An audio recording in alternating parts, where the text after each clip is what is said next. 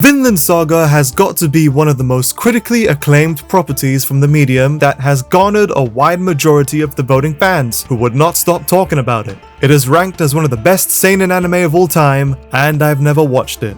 For like 5 years now, this title has been all over the interweb, from every new season that airs and passes, to the memes, a lot of them, and more importantly, I know next to nothing about this. I heard it's meant to be Attack on Titan, except more grittier and with Vikings, and the main character whose name I'm sure everyone knows, and is about war, I think. And that's all I know concerning this series. I know absolutely nothing else, so this should be a great experience to explore completely blind. And as this series is about to end its run of almost 2 decades in the manga some point this year, I don't think there's any better time than now to finally sit down and watch the anime's adaptation for this successful series. I'm going to be giving my honest review for season 1, and by the end of this video, what will I think? Will it live up to the hype surrounding it? Will I become a fan of Vinland Saga?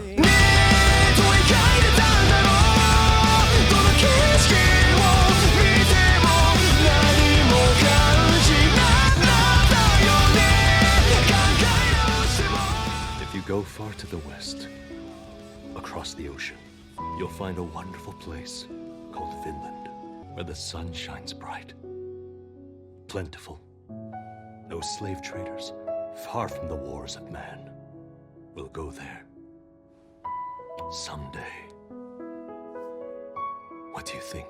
You could come with us, and we could live in peace. This is a great first episode. Whenever I read or watch a new story, I always wonder and dread how long it'll take for me to start to garner an interest in wanting to consume more of it, if it'll be a slow burner or fire from the start. And I can proudly state Vinland Saga is the second example, but not in the way you would expect. Episode 1 didn't need to have a grand moment like Eren's mom getting eaten by a titan, or Ichigo becoming a Shinigami, or whatever the fuck happened in Dun Dun Dun. All it had to do was introduce the world in outstanding fashion. In less than 10 minutes, I was hooked upon the small doses of world building that I wanted to know more about. This shrouded mystery is reminiscent to Attack on Titan's early world building, which I adored. But I think I speak for everyone when I say, this show really begins in episode 4. The character of Thor's, who in such a short time I grew to thoroughly enjoy. It was obvious he was going to die, but dedicating 3 entire episodes in showing how one of the most respected Vikings, for his ruthlessness, developed into a man who views violence as taboo was incredibly interesting and made so much sense. His death greatly impacts not only the main characters and world greatly, but it also does the same for the plot. Which, speaking of the show's plot, when watching, admittedly, it was hard to gauge what it was about initially. Mainly because there were a lot of subplots happening that relied on world building as such, with the war in England, the conflict between King Sven, the Danes and Canute, and Thorkel's assault. People and countries are constantly in war with hundreds of casualties. The winners of said wars not only claiming their country, but making everyone in those countries a slave. Historically accurate to what it was like back then during the Viking era. The world of Vinland Saga is cruel, unfair, and incredibly violent. And this first season does an amazing job at showing that. Fueled by hatred, fueled by greed, fueled by vengeance. And that's what this first season is about at its core. A story of a young boy dedicating 11 years of his life to avenge the death of his father.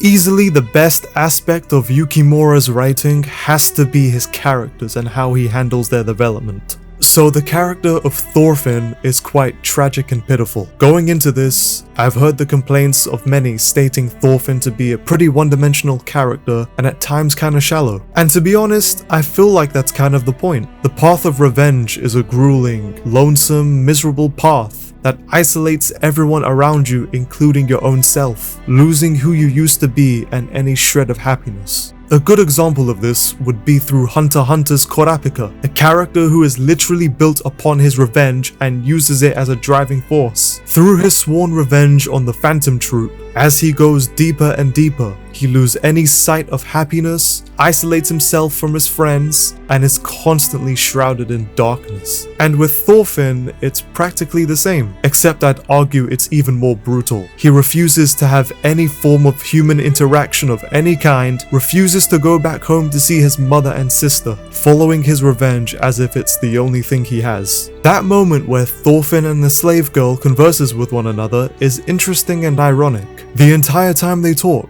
the entire scene, Thorfinn is basically looking down on her for being a slave, when he is essentially a slave to his own idea for revenge. Except the difference is, he has the freedom to free himself from it, but willingly chooses not to. The themes this show tackles, slavery, violence, and fatherhood, are executed very well. It's shown by the three key characters this season, Thorfinn, Askeladd, and Canute, and leads to their wonderful character writing. Canute's case was evidently the most drastic of the three. He starts out as a wimp, unable to even mutter a word, to being the king he was always meant to be. It happens fairly quickly, I must admit. However, given the world these characters are in, it makes perfect sense to force this development out of him. And what's key to it is his theme of fatherhood and how both his figures were vital. Ragnar's death was crucial to his character growth, and King Sven's death was crucial to not only the story, but to his purpose. And I thoroughly enjoyed this character. But this next character, who I'm positive everyone loves, is by far my favorite in this cast and stood out to me the most. Askeladd is the star of this season. There is so much to him that I don't believe this video alone would be enough. He's essentially meant to be the main villain. Honestly, I don't even know if I can consider him one. I know he's done a lot of scummy, cruel, downright evil acts like pillaging entire villages of their food, then killing the villagers including the kids. But there's also a sense of morally good within him. Even though he killed most of his men due to his hatred of Danes, he willingly spared Atli and his brother, handing him the bracelet and warning him to never pick up a sword again, to have a good life, because he's a good judge of character. Actively aiding in Canute's rise to glory, being the one responsible for killing his father figures and actively making himself the villain by actively killing Sven's men only for Canute to kill him was such a smart move. He cared enough for Canute to do all of this for him, and once learning about his backstory, how his mother was a slave and his hatred for Danes stemming from his father, adds another depth to his already multi-dimensional character.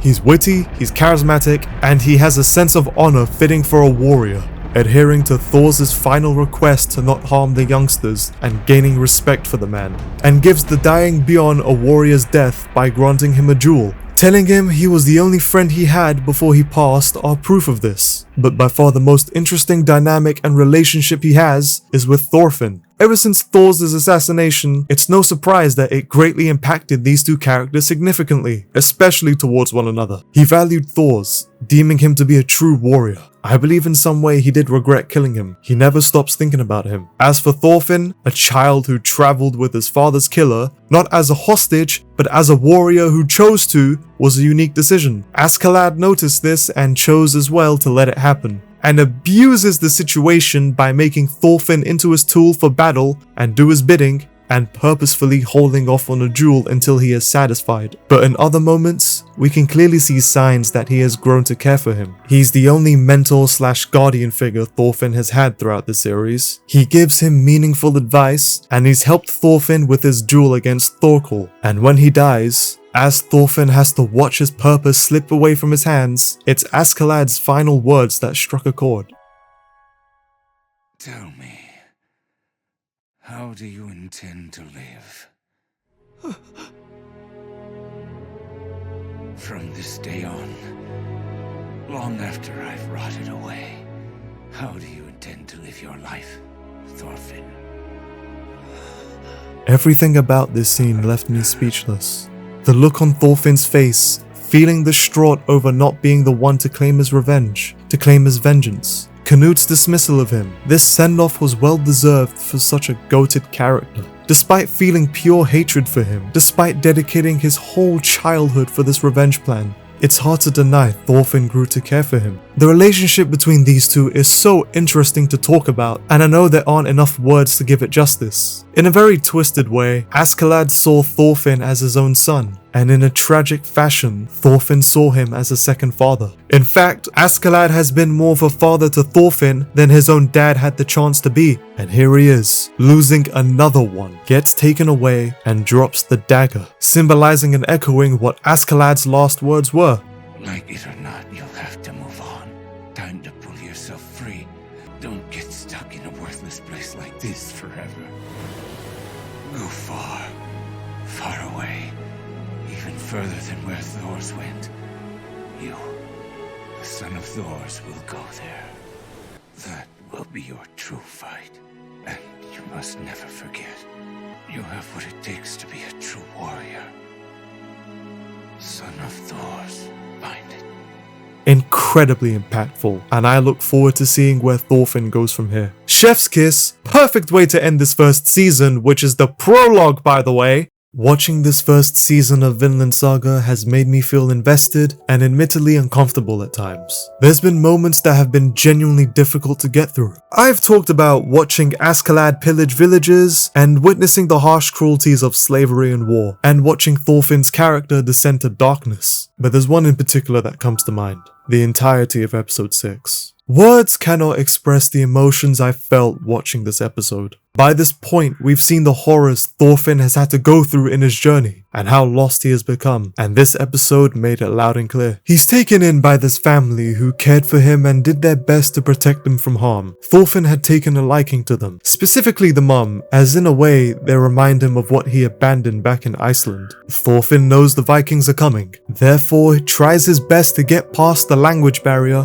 and warn them to run away as a form of repaying their kindness. And as they come, from Thorfinn's signal of burning the house, the mother stands before him, witnessing the shock and horror before her very eyes as the child who she desperately wanted to save doomed them all. After completing this episode, I genuinely had to take a minute. Not only is it the final painful reminder of just how bleak this world is, we the viewers are single-handedly witnessing Thorfinn shred the final bit of humanity he had left. The fact of the matter is, none of these characters are good people. Not even the main one. The only one who was, died within the first 5 episodes. And you wanna know something else? This entire episode wasn't even in the manga. Wit Studios, who was already doing a fantastic job with the adaptation through the animation, music, pacing, and voice acting, gave the necessary time to implement an anime original episode to flesh out and build much needed context and life into the source material. They evidently cared for what they were doing, and I'm really glad that they did. In regards to what I disliked, I'll be honest, there isn't much. The language barrier could have been executed better, but to me that's only a small nitpick. Aside from that, I've really enjoyed this first season, even more than I thought I would. It has magnificent world building and storytelling in the short time that it has, and evidently I've only scratched the surface. Yukimura evokes a lot of emotion out of his material, and Wit Studios perfectly encapsulates that through its adaptation. I know I haven't talked about and brushed over certain themes, like the character of Ylva not allowing herself to grieve, or Leif dedicating years of his life to find Thorfinn, or what and why the country of Vinland was important to Thor's. And to be fair, I barely spoke about Thorkel. I do find him to be a fun character, and loved his warrior code, refusing to let his men laugh at Thorfinn, also idolizing Thor's. But I feel like for me personally, that's about as much as I can really say about him. Final rating for this season gets a strong 9 out of 10. For enjoyment, for blowing my expectations, for everything, this is a fair rating. I hear how drastic the story goes from this point forward, and has mixed reviews within the community if it's worth continuing or not. If you've made it this far into the video, do let me know if you want me to watch season 2. I am interested to see where it goes from here, even more so after that cliffhanger. But in the meantime, until that potential day arrives, if you love this review and these type of videos, last year I read One Punch Man and Jujutsu Kaisen for the first time and gave my review on them respectively. Click here to check out what I have to say for them.